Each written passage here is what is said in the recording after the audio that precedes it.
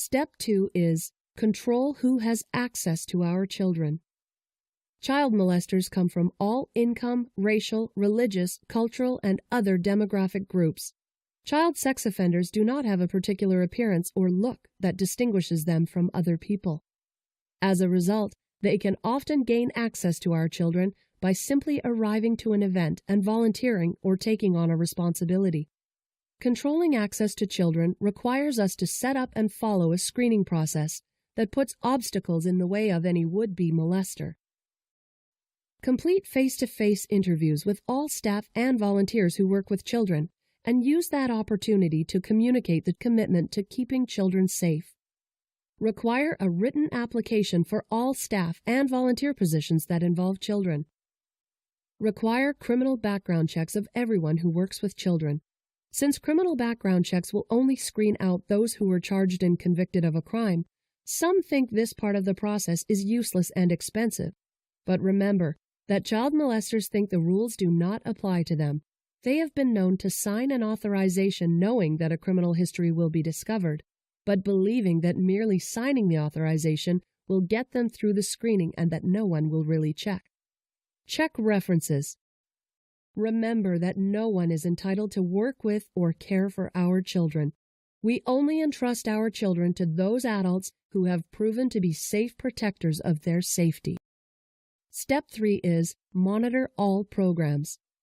Adults need to know where children are at all times and be aware of places where an adult could seclude a child without being seen or heard.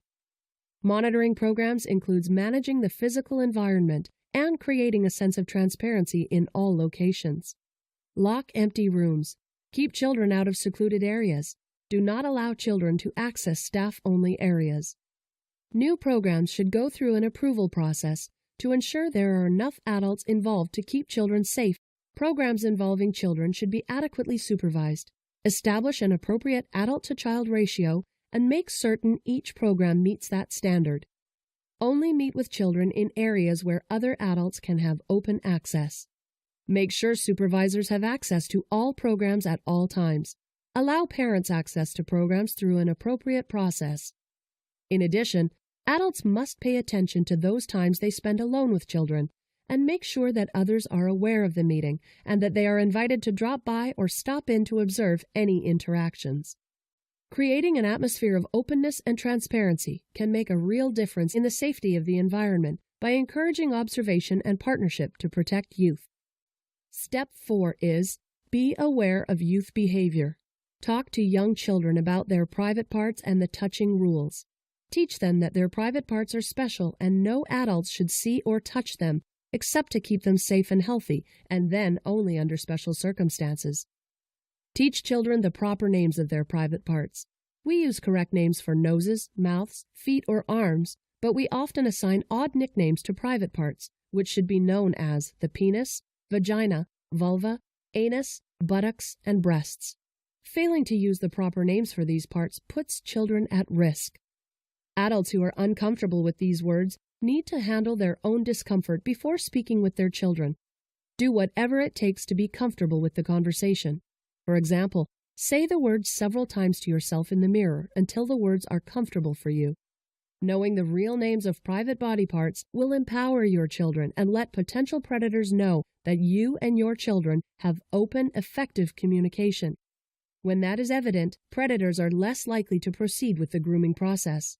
Maintain open communication with older children as well. Remind them of the rules that help keep them safe.